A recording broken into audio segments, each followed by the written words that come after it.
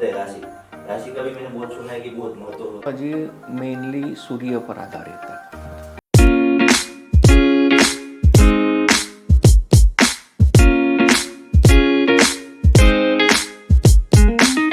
Greetings of the day to my all lovable and respectful audience and ज्योतिष जिज्ञासु। मैं भी आपकी तरह एक ज्योतिष जिज्ञासु हूँ और हम आज ज्योतिष के ऊपर ही डिस्कशन करने वाले हैं कि ज्योतिष एक मॉडर्न साइंस के तरह के तरीके से कैसे उभरा, क्योंकि आजकल की जो जनरेशन है वो साइंस को मानने वाली और साइंस की प्रिय ऑडियंस है।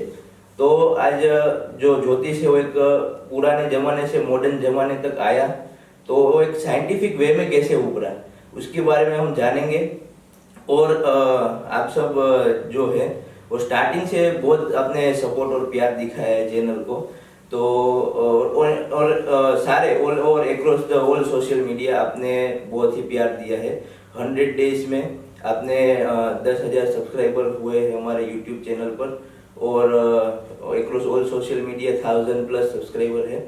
तो उसके लिए आपको मैं बहुत थैंक यू कहता हूँ कि आपने इतना सपोर्ट और प्यार दिखाया।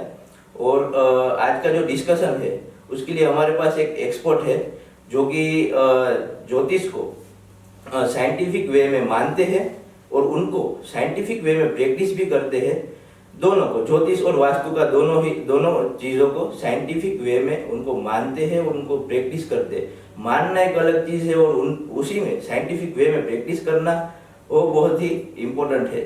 तो आज हमारे जो साथ है astrologer, the great astrologer and practitioner, vastu and ज्योतिष के जो एक्सपर्ट है जयेश पंड्या जी। नमस्कार, थैंक यू शिवांश। आपकी ज्योतिष की जिज्ञासा, अभ्यास और ग्रिप बहुत अच्छी है। और अभी ज्योतिष जो है वो एक विज्ञान के रूप में ही शुरू हुआ था और विज्ञान के रूप में ही विकसित हुआ है, और ये मेरा ऐसा मानना है कि विज्ञान के हिसाब से इसकी प्रैक्टिस करनी चाहिए। बहुत ही बेहतरीन है आपका मानना जो है, मुझे बहुत अच्छा लगा कि आपका एक साइंटिफिक वे में अप्रोच है। तो ऑडियंस को मुझे थोड़ा सा आपके बारे में बताइए कि आप की इसमें स्टार्टिंग कैसे हुई, आपको इसमें इंटरेस्ट कैसे आया और आपकी शुरुआत। जी ज़रूर। मेरा जो बचपन है वो मेरे ननिहाल में बीता, क्योंकि मेरी मदर जॉब करती थी और मेरे नाना जी उस समय के बहुत अच्छे ज्योतिषी थे। तो बचपन से ही मेरा ज्योतिष का एक माहौल में ही मैं बड़ा हुआ और मुझे गणित और विज्ञान में ज़्यादा रुचि थी। तो 12वीं साइंस के वैकेशन में मेरे नाना जी से मैंने एक्चुअल में एस्ट्रोनॉमी यानी खगोल विद्या के संदर्भ में ज्योतिष सीखना प्रारंभ किया। और मेरी ग्रीप और मेरा इंटरेस्ट देखकर बाद में उन्होंने मेरे मदर के मामा जी, जो कि 4 भाइयों महसाणा में बहुत बड़े ज्योतिषी और वास्तुशास्त्री थे, उनके पास एडवांस लेवल का स्टडी करने के लिए भेजा। तो इस तरह से मेरा जो इंटरेस्ट वो विज्ञान, फिजिक्स और एस्ट्रोनॉमी की वजह से एस्ट्रोलॉजी में इंटरेस्ट हुआ और वास्तु में इंटरेस्ट हुआ। बाद में तो मैं इंजीनियरिंग में एडमिशन लिया और गणित पढ़ाता था, फिर इंश्योरेंस में कॉरपोरेट सेक्टर में जॉब में था। लेकिन ये जो 1984 में 12वीं साइंस के वैकेशन से जो मेरी ज्योतिष विद्या के प्रति रुचि जागृत हुई वो लगातार बनी रही। और मैं अपने निजी सर्कल में लिमिटेड प्रैक्टिस भी करता था और शौक से ज्योतिष के पुस्तकें, किताबें पढ़ता ही रहता था। तो 2023 तक यानी 40 साल तक मैं निजी सर्कल में प्रैक्टिस करता रहा और ज्योतिष पढ़ता रहा, वास्तु पढ़ता रहा, लोगों को मिलता रहा, डिस्कशन चलते रहे। 2024 में मेरे पाँव में फ्रैक्चर हुआ, तो बेड रेस्ट कंपलसरी हो गया। और उसी दौरान मेरे एक और गुरु डॉक्टर आशीष भाई शाह की प्रेरणा से मैंने फिर ज्योतिष और वास्तु की प्रैक्टिस शुरू की और रिटायरमेंट लेकर फुल टाइम इस प्रोफेशन में मैं आ गया। वाह, क्या जर्नी है आपकी, बहुत ही इंस्पायरल जर्नी है आपकी रही है ज्योतिष को लेकर और आपने डिफरेंट वे में किया। सो हमारे दर्शकों को और हमको बताए कि जो ज्योतिष शास्त्र है उसका धर्म और विज्ञान से क्या संबंध है? देखिए, सबसे पहले ऐसा है कि धर्म और विज्ञान जो है वो एक ही सिक्के के दो अलग अलग बाजू है। अलग इसलिए है कि हमको ऐसा लगता है कि ये धर्म जो है वो अलग है और विज्ञान जो है वो अलग चीज़ों को मानता है, लेकिन दोनों का जो मूलभूत उद्देश्य ये है कि मानव जाति का कल्याण करना। तो पहले के जो प्राचीन समय में धर्म और विज्ञान दोनों के लिए जो काम करने वाले लोग थे वो एक ही प्रकार के लोग हुआ करते थे, जो ऋषि के नाम से जाने थे, जिनको हम ऋषि कहते हैं। तो ऋषि जो हैं वो समाज के कल्याण के लिए समर्पित होते थे। जैसे आधुनिक समय में बात करें तो डॉक्टर एपीजे अब्दुल कलाम, इनको वैदिक संस्कृति में ऋषि ही कहा जाएगा, क्योंकि उन्होंने पूरा जीवन अपना है जो लोगों के लिए, समाज के लिए, देश के लिए समर्पित कर दिया था। तो धर्म और विज्ञान का जो पहले जो संदर्भ था उसमें वो अलग नहीं था। दूसरा ये कि जो वैदिक संस्कृति में जो विज्ञान था उसमें मुख्य रूप से ज्योतिष और आयुर्वेद विकसित हुए। तो ज्योतिष जो है उसको वेद पुरुष का नेत्र कहा गया है और उसको वेदांग कहा जाता है। वेदांग यानी जो वेद में सहायक शास्त्र है। तो वेद पुरुष जो है वो यज्ञ में प्रवृत्त होते हैं और यज्ञ करने के लिए समय की गणना करनी पड़ती है, काल की गणना, कौन से मुहूर्त में कब कर रहे हैं यज्ञ, तो उसके लिए नक्षत्र पर आधारित होते हैं और नक्षत्र और समय की गणना जो है वो ज्योतिष से होती है। ज्योतिष और गणित समानार्थी थे। तो इस तरह से ज्योतिष जो है वो वेद पुरुष का नेत्र है, मतलब उससे ही वेद पुरुष देखते हैं, ऐसा कहा जाएगा। तो समय की गणना के लिए मुख्य रूप से ज्योतिष का उपयोग होता है और नक्षत्रों और वनस्पति के उपयोग से जो विज्ञान, चिकित्सा विज्ञान विकसित हुआ वो आयुर्वेद है। तो इस तरह से प्राचीन समय में जो विज्ञान था वो कैसा था कि उसमें लिमिटेड वे में, जहाँ से एक स्तोत्र होता है वहाँ से, और जो जिसको रिजल्ट मिलता है वो रिसीवर, ये दोनों का डायरेक्ट उसमें रिलेशन होता है और क्या रिजल्ट मिलता है वो होता है। आधुनिक विज्ञान जो है वो क्या करता है कि जो स्तोत्र है उसमें से क्यों ऐसा हुआ, कैसे हुआ, उसका पूरा प्रोसेस की सीरीज, सीक्वेंस को लेकर वो रिसीवर तक पहुंचता है और रिसीवर में से फिर रिजल्ट क्या निकलता है वो बताता है। तो अर्वाचीन विज्ञान जो है उसमें कॉज और पूरी सीरीज मिलती है, तो वो ज़्यादा समझ में आता है। जबकि जो प्राचीन वैदिक संस्कृति का जो विज्ञान है जैसे ज्योतिष, उसमें स्तोत्र, रिसीवर और परिणाम की ही बात होती है। तो इसीलिए वो हमें लगता है कि वो विज्ञान से अलग है, लेकिन ऐसा नहीं, वो उस तरह का उस समय का विज्ञान है। तो अर्वाचीन विज्ञान का जो प्रोसेस है वो अलग है। तो काफ़ी अच्छा हमको जानने मिला पूरा एंशियंट हिस्ट्री एस्ट्रोलॉजी के बारे में। सो हमको कुछ मॉडर्न साइंस के हिसाब से अगर हम कहें तो ज्योतिष का उद्भव कैसे हुआ? देखिए, ऐसा है कि सबसे पहले पृथ्वी की उत्पत्ति से बात करते हैं। पृथ्वी की उत्पत्ति ऐसा माना जाता है कि करीब 450 करोड़ वर्ष पूर्व हुई और उस उत्क्रांति के जो वटवृक्ष में चिंपांजी में से मानव जाति के उद्भव हुआ, ऐसा आधुनिक विज्ञान मानता है। तो करीब 3 लाख वर्ष पूर्व जो आधुनिक मानव है उसके पूर्वज होमोसोपियंस के रूप में विकसित हुए और ये होमोसेपियंस की करीब ऐसा माना जाता है कि 1.5 लाख वर्ष पूर्व कॉग्निटिव स्किल्स विकसित होना प्रारंभ हुआ।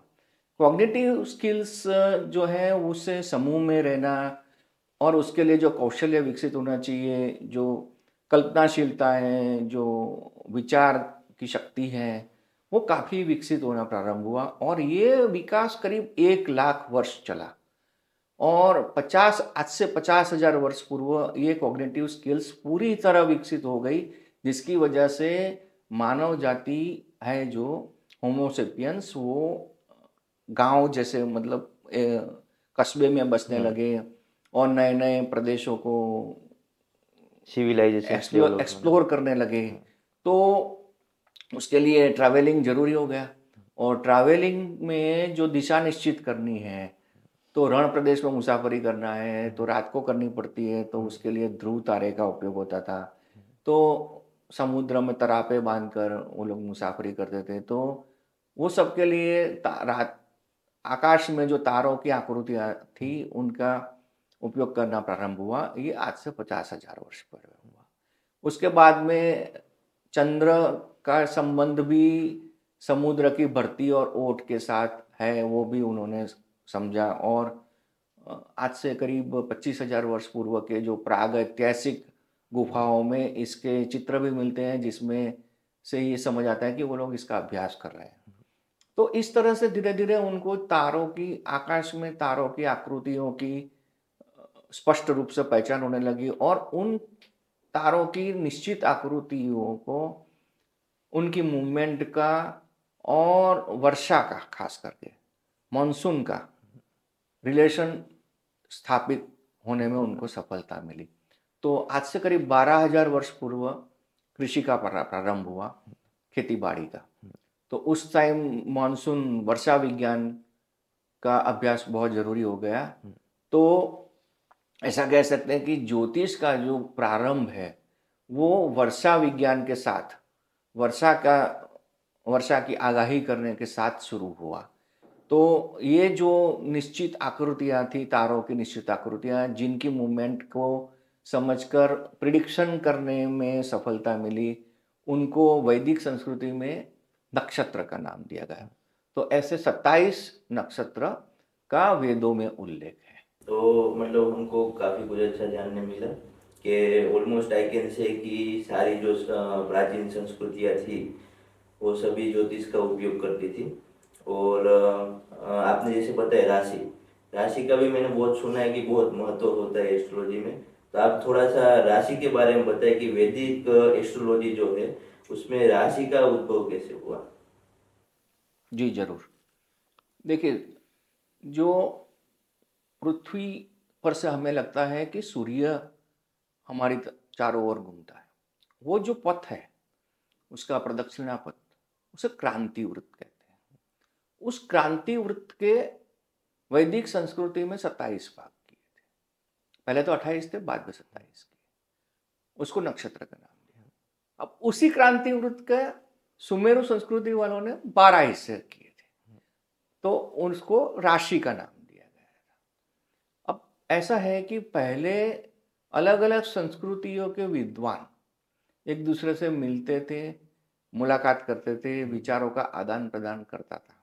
लेकिन इसका कोई डॉक्यूमेंटेशन नहीं है, क्योंकि जो डॉक्यूमेंटेशन यानी कि जो लिखावट है वो करीब 6,500-7,000 वर्ष पूर्व प्रारंभ हुआ। तो इसके पहले की कोई भी बातों का जो विद्वान ऐसा कहते हैं कि ऐसा हुआ, तो हमें ये मानना चाहिए, क्योंकि उन्हें और भी मतलब आर्कियोलॉजी से वो एविडेंसेस मिले होते हैं। तो जो वेद हैं वैदिक संस्कृति के, चारों वेद, वो आज से करीब 10,000 वर्ष पहले उसकी रचना हुई ऐसा माना जाता है। और वो उस समय मौखिक रूप में थे, श्लोक और ऋचा के रूप में, वो वर्बल फॉर्म में थे। और जो हमारी जो संस्कृति है, वैदिक संस्कृति, वो कितनी खुलेपन में मानती है, जो ऋषि हैं वो कितना नई चीज़ों को अपनाने में मानते हैं, उसके लिए मैं आपको ऋग्वेद की ऋचा 1 का मंडल 89 का एक श्लोक बताता हूँ, जिसको स्वस्ति वचन भी कहते हैं। आनो भद्राहा कृत्वा यन्तु, यानी कि हमें चारों दिशाओं में से नए विचार प्राप्त हो। तो ये बताता है कि ऋषि, हमारे ऋषि हैं, वो नई चीज़ों को स्वीकार करने के लिए कितने उत्सुक थे। तो बहुत ऐसे विचार विनिमय हुए होंगे। जैसे महर्षि वराहमिहिर का के जो पुस्तक है, जो 2 ग्रंथ है, बृहद जातकम, और इसमें यवन शब्द का कई बार उल्लेख होता है। उन महर्षि भट्टोत्पल ने तो वराहमिहिर और यवनाचार्य की मुलाकात का भी जिक्र किया है। तो इस तरह से जो अलग अलग भिन्न संस्कृतियों के विद्वान एक दूसरे से विचार के आदान प्रदान करते थे। तो ये आदान प्रदान में ही राशि का बाद में वैदिक संस्कृति में समाविष्ट हुआ होगा और नक्षत्र और राशि का फिर संबंध स्थापित किया होगा। जो एक राशि में 2.25 नक्षत्र है, हम ऐसा कहते हैं, वो उस तरह से संबंध स्थापित हुआ। इसके अलावा ग्रीक संस्कृति में होरा का बहुत उपयोग होता था, जो दिन के 24 घंटे का 24 हिस्सों में बांटता है और हर एक घंटे को होरा कहता है, जिसके ऊपर से आज के टाइम में हम आवर HOUR आवर जो उसके ऊपर से आया है। और वैदिक संस्कृति में हम 24 मिनट की एक घटी का उपयोग करते थे और एक दिन में 60 घटिका होती थी। तो 24 इंटू 60 हो गया 1440 और अभी हम जो करते हैं वो 1 घंटा 60 मिनट का होता है। तो 60 इंटू 24 आवर्स वो भी 1440 होता है। तो इस तरह से दोनों का टोटल तो एक ही होता है, लेकिन जो आवर है यानी कि जो होरा है वो उसका और भी एक महत्व है। क्या है कि हमारी पृथ्वी के आसपास 7 मुख्य अवकाशी पदार्थ हैं बड़े, जो जिसमें देखें तो सूर्य, चंद्र, मंगल, बुध, गुरु, शुक्र और शनि है। तो ये जो 7 ग्रह है इनको हमने ग्रह के नाम दिए, बराबर। वो अलग अलग राशि में टाइम अलग अलग लेते हैं पूरा करने में। जैसे सबसे ज़्यादा टाइम लेता है वो शनि लेता है, 2.5 वर्ष लेता है एक राशि में, 2.5 वर्ष रहता है। उसके बाद गुरु वो 1 वर्ष रहता है। उसके बाद मंगल वो करीब 45 दिन रहता है। उसके बाद सूर्य 30 दिन रहता है, शुक्र 28 दिन रहता है, बुध 22 दिन रहता है और चंद्र सबसे कम 2.25 दिन एक राशि में रहता है। तो इनको इसी क्रम में अगर अरेंज करते हैं तो सबसे पहले शनि, फिर गुरु, फिर मंगल, फिर सूर्य, फिर शुक्र, फिर बुध और फिर चंद्र, इस तरह से 7 ये ग्रह के क्रम बनते हैं। और जो 24 होरा है दिन की, उनको भी ये 7 ग्रहों में बांटा गया। तो सप्ताह का सबसे पहला दिन किसको देंगे? सबसे जो पहला है वो शनि।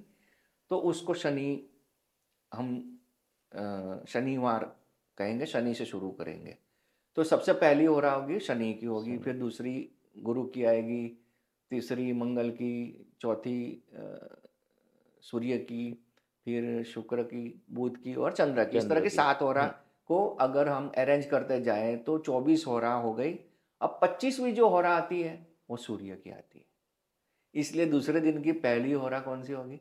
सूर्य यानी रवि की। इसलिए शनिवार के बाद रविवार आता है। इसी तरह फिर रवि की होरा से शुरू करते हैं, 24 होरा को अरेंज करते हैं, तो 25वीं होरा है वो सोम यानी चंद्र की आती है। तो इस तरह से सप्ताह के 7 दिन और उनके अधिपति, दिन के अधिपति भी तय हुए। तो ये जो होरा और ये जो पूरा कंसेप्ट आया जो वैदिक संस्कृति में, ये ग्रीक संस्कृति के ऊपर से आया है। राशियां जो हैं वो ऐसा माना जाता है सुमेरु यानी बेबीलोन संस्कृति से आया है, और नक्षत्र जो है वो वैदिक संस्कृति के देन है। बहुत बढ़िया जानने मिला। मतलब शायद लोगों को नहीं पता होगा कि दिन की कैसे होरा डिफाइन होती है, वो आपने बहुत ही अच्छा और यूनिक बताया। और ये भी जानने मिला कि राशि का एक जूल कहाँ से आया, कौन सी संस्कृति से आया गया। सो हम आगे बढ़ते हैं। मैंने देखा कि सारे प्लैनेट ऑलमोस्ट कवर हो गए, लेकिन राहु और केतु जो कि सबको सबसे ज्यादा इंटरेस्ट होता है उसमें, तो राहु और केतु को क्यों नहीं लिया गया इसमें?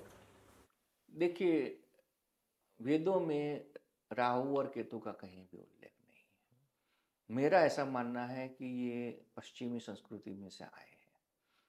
मैंने पहले भी आपको कहा कि वराहमिहिर के ग्रंथों में यवन शब्द का बहुत उपयोग हुआ है। तो ऐसे ही एक ग्रीक राजा, राजा स्फुचिध्वज के नाम के ज्योतिष थे, जिन्होंने यवन जातकम नाम का ग्रंथ लिखा है, जो कि संस्कृत में है। तो ये ग्रीक ने लिखा है। तो ये संस्कृतियों का आदान प्रदान के बहुत सारे एविडेंस है, मैंने कहा आपको। तो ये जो राहु और केतु है, वो असल में क्या है कि जैसे मैंने आपको बताया कि सूर्य हमको लगता है कि हमारे आसपास घूमता है, वो जो क्रांति वृत्त है, या एक्चुअल में तो पृथ्वी जो है वो सूर्य के आसपास घूमती है। वो जो प्रदक्षिणा पथ है वो अंडाकार है, और चंद्र है वो भी पृथ्वी के आसपास घूमता है, उसका भी अंडाकार प्रदक्षिणा पथ है। तो दो प्रदक्षिणा पथ के जो छेद बिंदु है, वो छेद बिंदु चंद्र के जो प्रदक्षिणा पथ के जो छेद बिंदु है, उसमें उत्तर की तरफ का जो छेद बिंदु है उसको नॉर्थ नोड, और दक्षिण चंद्र के दक्षिण की तरफ का जो छेद बिंदु है उसको साउथ नोड कहा जाता है, जिनको हम राहु और केतु कहते हैं। तो इस तरह से राहु और केतु ये पश्चिमी संस्कृति में से हमारी संस्कृति ने अपनाया होगा, क्योंकि राहु और केतु का हमारे जीवन पर बहुत ही इन्फ्लुएंस देखा गया है, और वो मोह और माया के कारक है, और वो उनका वास्तव में कोई अस्तित्व नहीं है, इसलिए वैदिक ज्योतिष में उनको छाया ग्रह कहते हैं। और ये क्या करते हैं कि ये इनका कोई निजी स्वभाव नहीं है, ये तो जिसके साथ बैठे वैसे हो जाते हैं, उनके जैसा उनका रूप रंग हो गया, या समझ लो कि स्वभाव है, फल है, वो सब जिसके साथ होते हैं या जिसकी राशि में होते हैं, उस राशि के अधिपति के अनुसार चलते हैं।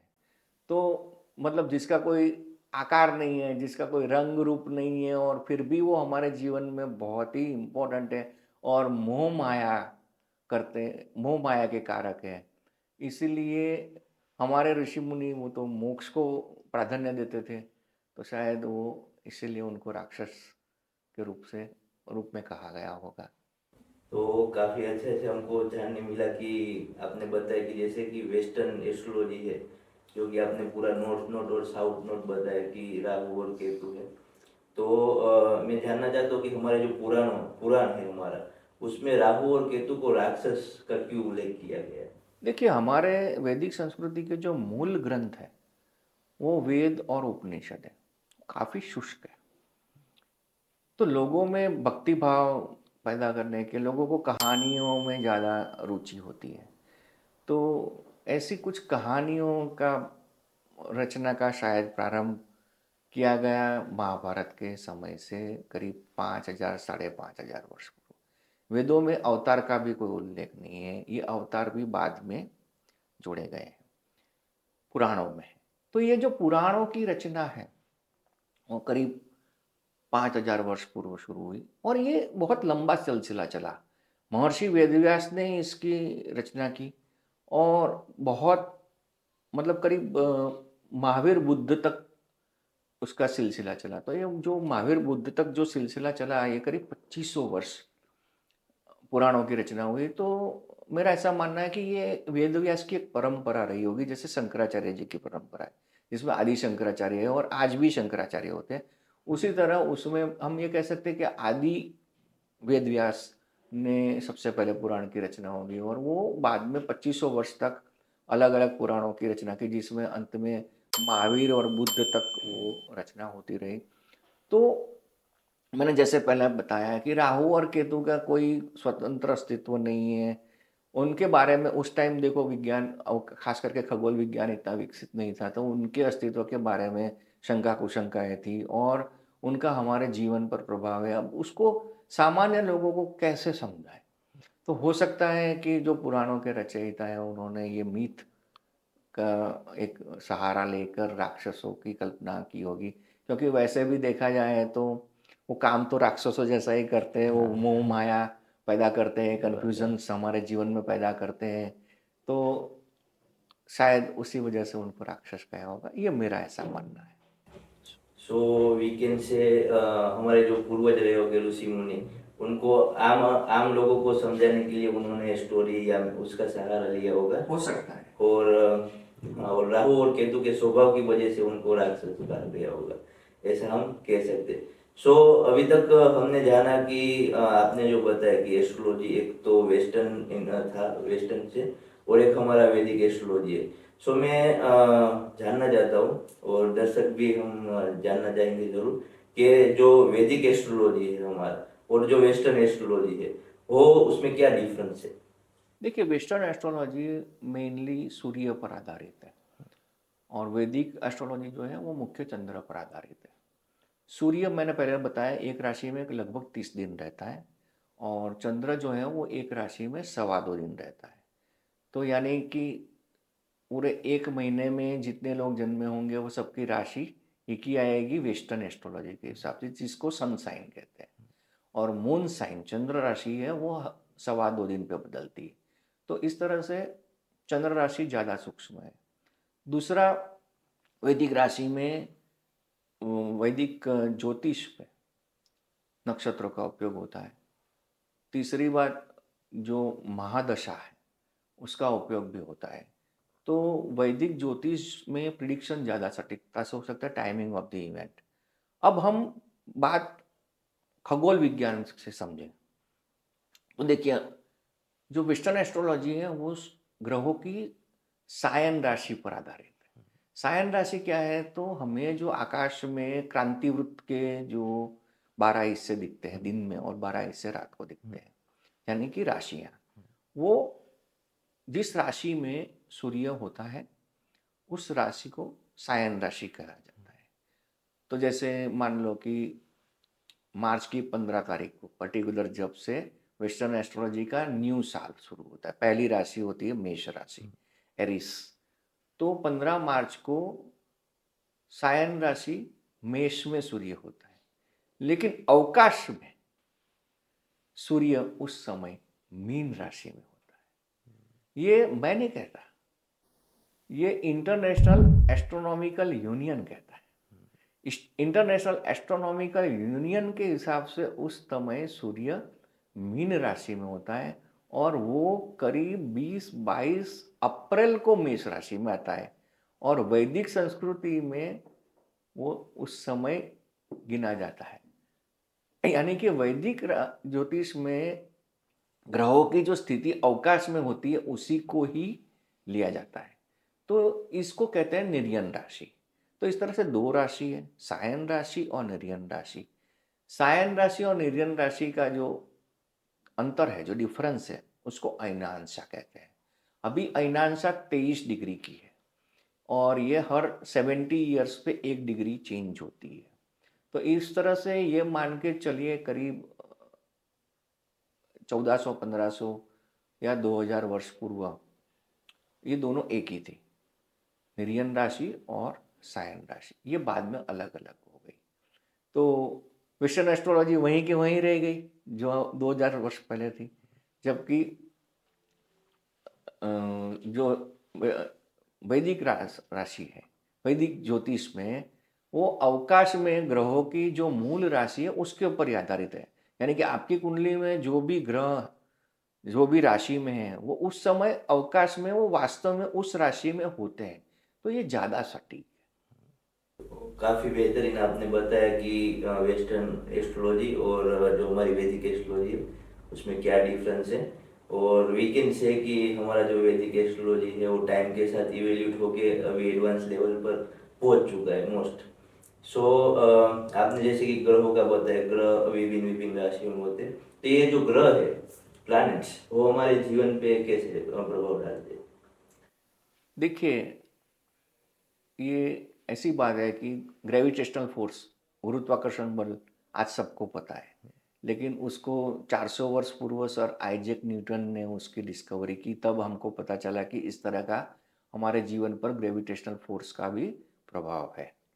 तो ये ब्रह्मांड में से जो भी कॉस्मिक किरणें आती हैं उसमें बहुत तरह की किरणें हैं, रेडियो तरंगे हैं, ग्रेविटेशनल फोर्सेस हैं, इलेक्ट्रोमैग्नेटिक वेव्स हैं। उनका हमारे मस्तिष्क पर, हमारे मन पर, हमारे दिमाग पर, हमारे शरीर पर क्या प्रभाव होता है वो समझाता है सुपर साइंस, वैदिक ज्योतिष। उसको वो उसका जो इफेक्ट है उसको अभी हमारा साइंस नहीं समझ पाया है। अब जैसे बात करें सूर्य की, सूर्य हमारा आत्मा को रिप्रेजेंट करता है, हमारे पिताजी को, गवर्नमेंट को, हॉस्पिटल्स को, बहुत सारी चीज़ों को साथ सूर्य का प्रभाव है। सूर्य पर। उसी तरह चंद्र जो है, चंद्र का प्रभाव पानी पर है, और पानी जो है वो हमारे शरीर में 60-70% है। तो आप सोचिए कि हमारे जो शरीर में 70% पानी है और पानी के ऊपर चंद्र का प्रभाव है, तो हमारे जीवन में चंद्र का प्रभाव कितना अधिक हो गया। इसीलिए वैदिक ज्योतिष में चंद्र को ज़्यादा महत्व दिया जाता है। तो चंद्र जो है वो मन का कारक है, चंद्र जो है वो माता का कारक है, चंद्र चांदी का कारक है, चंद्र दूध का कारक है। चंद्र का प्रभाव बहुत चीज़ों में है, दवाइयों में, हमारी सांस पर। चंद्र यानी मन, और मन से ही तो सब कुछ है, राइट। उसी तरह मंगल, मंगल यानी एनर्जी, मंगल यानी भाई, मंगल यानी पुलिस, मंगल यानी फोर्सेस, सारी खदानें, जमीन, बिल्डिंग, बहुत सी चीज़ों के ऊपर मंगल का प्रभाव है। बुध मतलब बिजनेस, वाणी, कमर्शियल, हरियाली, ये सब चीज़ों पर बुध का प्रभाव है। गुरु, ज्ञान, धर्म, फाइनेंस, बैंकिंग, ये सब चीज़ों के ऊपर गुरु का प्रभाव है। शुक्र, मौज, शौक, लग्जरी चीज़ें, वैभव, तो ऐश्वर्य, पैसा, संपत्ति, ये सब शुक्र का प्रभाव है। शनि, डेमोक्रेसी, अदालत, जस्टिस, न्याय, ये सब चीज़ों के ऊपर शनि का प्रभाव है। Rahu, IT, digital marketing, social media, technology, भक्ति, ये सब के ऊपर राहु का प्रभाव है। केतु, रिसर्च, टेक्नोलॉजी, रेसिंग, और सबसे ज़्यादा इम्पोर्टेंट मोक्ष, केतु मोक्ष का कारक है। तो इस तरह से हमारे जीवन के सारे क्षेत्र पर ग्रहों का प्रभाव है।